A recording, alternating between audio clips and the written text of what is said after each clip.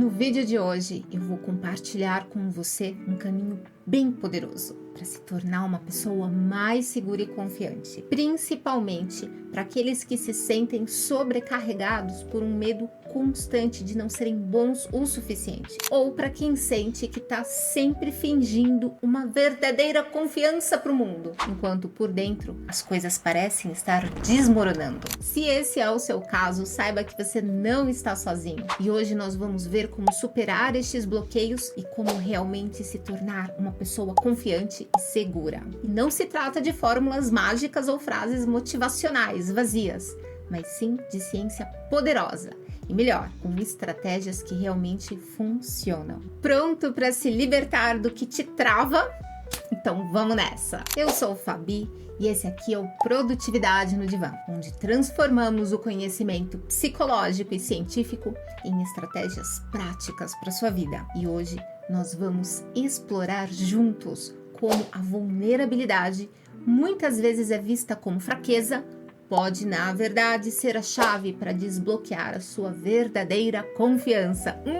Que babado, hein? E tudo o que nós vamos discutir aqui é embasado na ciência mais recente e explicado de forma que qualquer pessoa possa compreender. E sempre que falo sobre isso, eu me lembro de uma história que exemplifica perfeitamente o poder transformador da vulnerabilidade. Algum tempo atrás, eu atendi uma advogada bem-sucedida que me procurou por se sentir insegura, mesmo sendo muito boa no que ela fazia. Ela compartilhou que sentia um medo paralisante de expor qualquer insegurança no trabalho, especialmente quando tinha reuniões com mais pessoas ou apresentações. Por fora, ela parecia inabalável, mas por dentro, ela tinha toda uma pressão para se mostrar perfeita. E é claro, esse tipo de coisa acaba drenando toda a nossa energia. Com ela não ia ser diferente. Ela acreditava que se ela desse qualquer sinal de dúvida, de hesitação, os colegas iriam questionar a sua competência, o seu profissionalismo. E ali durante as nossas sessões eu fui percebendo que o maior bloqueio dela era a vergonha. Ela carregava uma crença bem forte de que qualquer sinal de vulnerabilidade seria uma fraqueza. Seria uma prova de que ela não era suficiente no que ela estava fazendo. Esse medo é uma das emoções que a Brené Brown, que é professora e pesquisadora da Universidade de Houston, descreve muito bem nas suas pesquisas. E vai explicar principalmente nesse exemplo que eu estou te contando, que é uma emoção que vai sugando a nossa autoconfiança. Para muitas pessoas, inclusive para ela, a vulnerabilidade é vista como uma ameaça. Mas na verdade, minha gente, a vulnerabilidade pode ser uma fonte incrível de coragem e confiança. A Brené Brown defende que aceitar a vulnerabilidade, isso é algo essencial para a gente conseguir viver de forma autêntica. Todos nós enfrentamos desafios, medos, e tentar fugir deles, fingir que nós não estamos sendo afetados, só piora as coisas. Quando a gente permite que a vulnerabilidade faça parte da nossa vida, nós abrimos espaço para uma coragem verdadeira. E no caso da minha paciente, ela estava presa em um ciclo de medo e de vergonha, e isso minava, drenava a sua autoconfiança toda vez que ela precisava se expor profissionalmente. E aí a coisa complica, né? Se essa coisa de reflexão sobre a importância de aceitar a nossa vulnerabilidade estiver fazendo sentido para você, eu vou te pedir para você se inscrever aqui no canal e curtir o vídeo. Isso ajuda a divulgar o conteúdo e, é claro, me incentiva bastante a continuar criando mais vídeos aqui como esse para você. E para quem quiser entender um pouco mais profundamente estes conceitos que estão sendo apresentados e explorar a fundo as ideias da Brené Brown, deixei o link do livro dela aqui na descrição e no primeiro comentário fixado. É uma leitura super recomendada, principalmente para quem quer se aprofundar. Então, um dos conceitos mais poderosos no livro da Brené Brown é como a vergonha vai corroendo a sensação do valor próprio. E com o tempo, a minha paciente começou a perceber o poder dessa corrosão da capacidade de acreditar em si mesma. E inclusive me deu a permissão para compartilhar aqui essa experiência como uma forma de mostrar como encarar as nossas inseguranças e como que isso pode ser libertador. Ela estava realmente disposta a encarar esse ponto mais frágil e doloroso da sua vida. E Ela trabalhou corajosamente para isso. Quando a gente se sente inadequado, é como carregar uma mochila invisível cheia de pedras. Cada insegurança é uma pedra extra. E ao longo do tempo, esse peso, isso vai ficando exaustivo. Em vez de deixarmos as pedras para trás e seguirmos mais leve, seguimos acumulando, sempre tentando esconder o quanto esse fardo nos afeta. E vamos ser sinceros, isso é extremamente desgastante, não importa o quanto você se esforce. Parece que o esforço nunca é suficiente para conseguir alcançar aquela sensação de completude. Quando deixamos a vergonha nos governar, a nossa autoestima despenca mais rápido do que a energia numa segunda-feira de manhã. Se bem que na segunda-feira a energia nem chega a existir, né? Quando a vergonha está no controle, é difícil até sentir que a gente tem autoestima. A Brené Brown sugere uma coisa que é libertadora. Precisamos desenvolver resiliência à vergonha. Isso significa entender que todos nós temos defeitos? Sim, todos mesmos. Inclusive aquele seu colega que parece todo perfeitão nas redes sociais. Só que estas imperfeições não diminuem em nada o nosso valor. E tá tudo bem. Abraçar as nossas falhas com um pouquinho mais de leveza e humor, isso é muito mais saudável do que tentar ir uma versão sem defeitos, que só existe na nossa cabeça. Um outro ponto essencial é desmistificar a vulnerabilidade.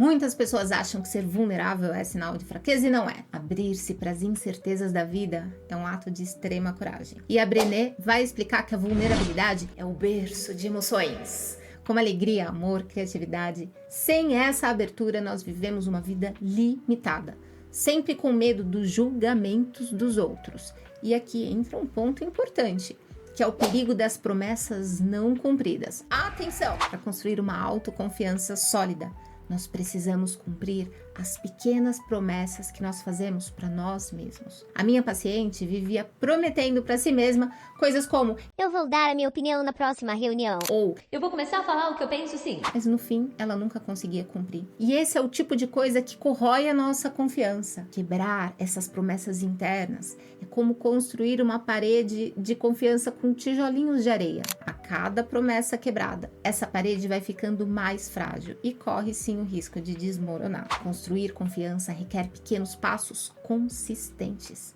Ao invés de tentar grandes mudanças de uma só vez, é melhor começar com ações pequenas, que sejam firmes. É como na academia, por exemplo. Você não começa levantando o peso mais pesado no primeiro dia. Se quiser, nem pense, hein? Construir a confiança é o mesmo processo. Passos pequenos, consistentes. A nossa sociedade, ela perpetua essa ideia de que a gente nunca é bom o suficiente e a gente vai sendo bombardeado com mensagens de que sempre precisamos fazer mais, ser mais, ter mais. E a Brené critica justamente essa cultura de escassez, porque é um modo de operar que vai nos aprisionando em um ciclo constante de medo, de vergonha. A minha paciente também se sentia assim, sempre insuficiente. Paralisada pelo medo de não ser aceita, pelo medo de fazer errado, ser descoberta como uma farsa. E então como é que a gente faz para conseguir desafiar essa mentalidade? E daí eu vou ser imperfeito? Eu não quero ser imperfeito não, hein? O primeiro passo para conseguir quebrar este ciclo de autocrítica é entender que aceitar a imperfeição não significa desistir de crescer. Na verdade, trata-se de aprender a valorizar os nossos esforços e progressos, mesmo que eles estejam longe de ser perfeitos. É como cultivar uma habilidade de celebrar os pequenos momentos de coragem. Aqueles que muitas vezes passam desapercebidos, mas que são essenciais para fortalecer a nossa autoconfiança. No caso da minha paciente, por exemplo, comemorar as pequenas vitórias, como ela conseguiu falar com um pouquinho mais de segurança na reunião, ela conseguiu expor a opinião dela em uma conversa que foi bem difícil. Esse tipo de coisa é fundamental no processo. Ela foi aprendendo a enxergar estes momentos como sinais de crescimento real e não como obrigações de ser perfeita. Cada um destes passos, por menor que fosse, foi trazendo para ela uma sensação de progresso autêntico. Foi reforçando a sua confiança de maneira sólida, duradoura. E ao longo do tempo, celebrar essas pequenas conquistas foi se tornando um hábito. Ela começou a sentir que ao invés de perseguir a perfeição, que no começo esta era a preocupação dela, como conseguir ser perfeita ou algo próximo disso. Ao invés disso, ela foi construindo uma autoconfiança que essa sim era genuína. Ela foi se dando permissão para crescer, sem essa pressão constante de estar correta. E agora eu queria falar um pouco sobre comunicação autêntica. A Brené enfatiza que uma comunicação aberta e honesta é vital para as relações de confiança. Se você tem a necessidade de ser mais seguro, mais confiante, vai ser importante você tentar ser claro sobre as suas necessidades e limites. Isso não significa ser agressivo. Significa comunicar-se de uma forma respeitosa, sabendo que você tem valor e merece ser ouvido. Para minha paciente, isso significou ali aos poucos começar a expressar as suas opiniões de forma honesta, aberta, com menos medo do julgamento dos colegas. E muitas vezes a nossa falta de confiança, ela vem de expectativas irrealistas. Nós queremos ser perfeitos, mesmo que a gente nem perceba isso. Perfeição é um objetivo impossível. E daí a gente nem percebe que está se cobrando dentro de um padrão impossível, ou no mínimo, um padrão bem difícil de se alcançar aí a longo prazo. Nós precisamos conseguir abraçar a ideia de que o bom já é suficiente. Quando a gente deixa de buscar a perfeição, aí sim, a gente começa a valorizar os nossos progressos e a gente começa a se sentir mais competente. Isso sim é uma base sólida para a autoconfiança.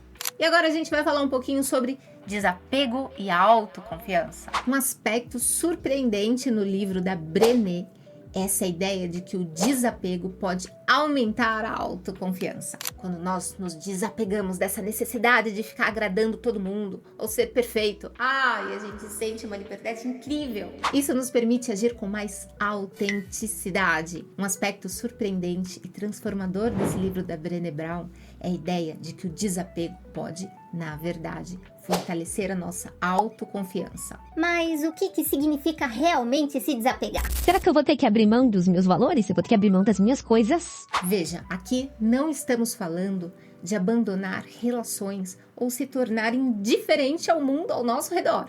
Desapego, nesse contexto aqui, seria uma espécie de liberação da necessidade de agradar a todos, ou de viver sobre o peso de expectativas impossíveis, como a perfeição. Quando nós conseguimos nos desapegar dessa necessidade constante de validação externa, nós começamos a experimentar uma sensação de liberdade bem poderosa. É como se um fardo pesado fosse retirado dos nossos ombros. Isso nos permite ser quem realmente somos, sem nos preocupar tanto assim com o julgamento alheio. Para muitas pessoas, essa é uma mudança profunda.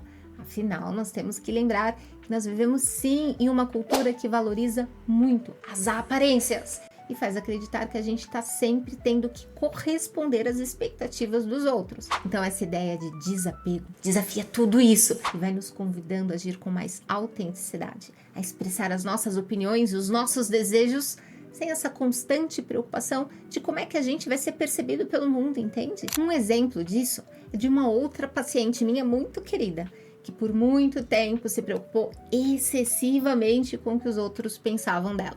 O que as primas pensavam, o que as amigas pensavam.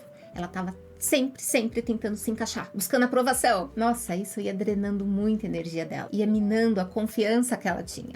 Foi a partir do momento que ela começou a se permitir falhar, ou pelo menos tentar aceitar que nem todo mundo ia gostar dela, e tá tudo bem. Aí ela começou a perceber essa tal liberdade. Uau!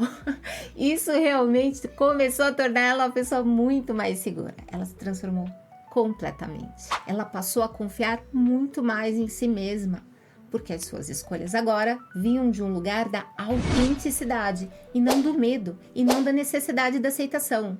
Desapegar-se das expectativas externas é, portanto, um processo que nos dá a oportunidade de viver de uma forma muito mais genuína. E o mais interessante é que, ao fazer isso, muitas vezes nós descobrimos que atraímos pessoas e situações que realmente vão se alinhando com os nossos valores, com a nossa essência. Essa conexão com o que é autêntico e verdadeiro dentro de nós é uma base muito mais sólida para confiança, para autoconfiança, do que qualquer aprovação externa poderia te oferecer.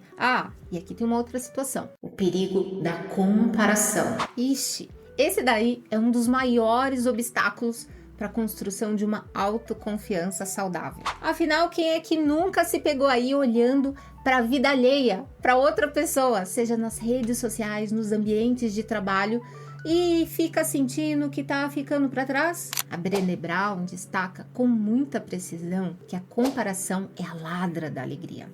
Isso acontece porque ao nos compararmos constantemente com os outros, nós começamos a medir o nosso valor com uma régua que nunca é justa. E o problema é que a comparação raramente considera todo o contexto.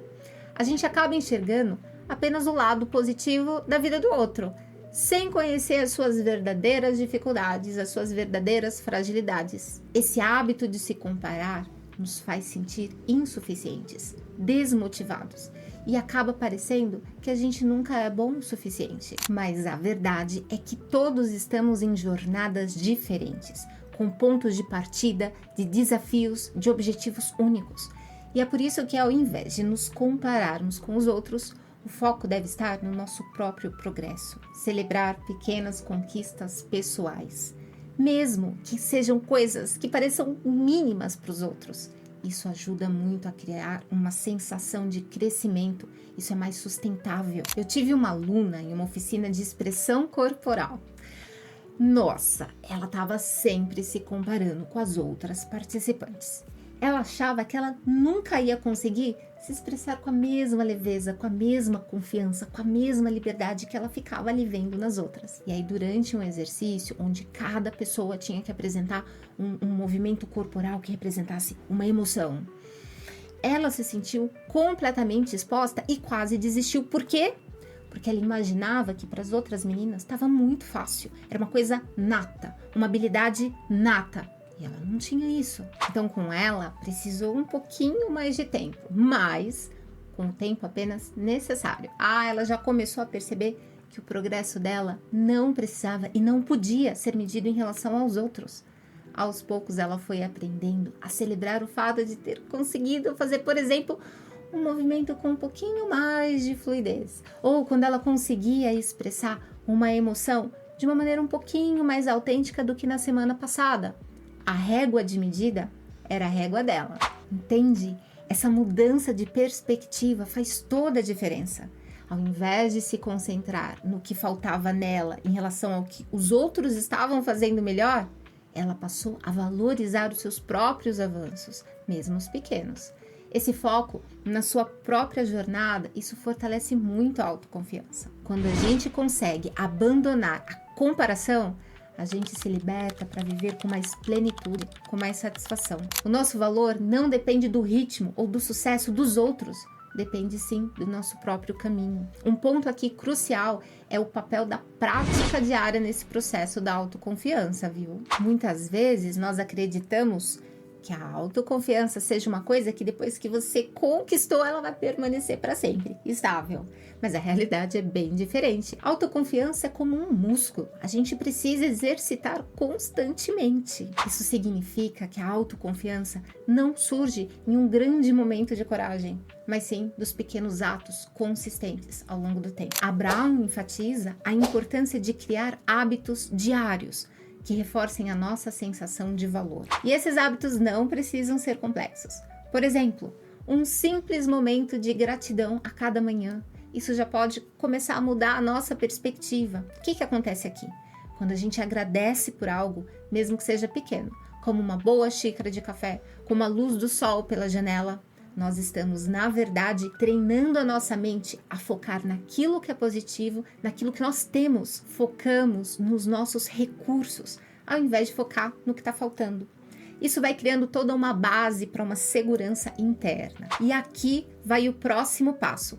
Esse sim, delicado, mas fundamental. Entender como fazer para aceitar as nossas vulnerabilidades e abraçar as nossas imperfeições sem vergonha, sem insegurança. E é exatamente sobre isso que nós vamos falar no próximo vídeo. A coragem de ser imperfeito. Nós vamos mergulhar nas 4 principais lições que podem mudar completamente a forma como você está encarando os seus erros e como você vai lidar com a sua vulnerabilidade.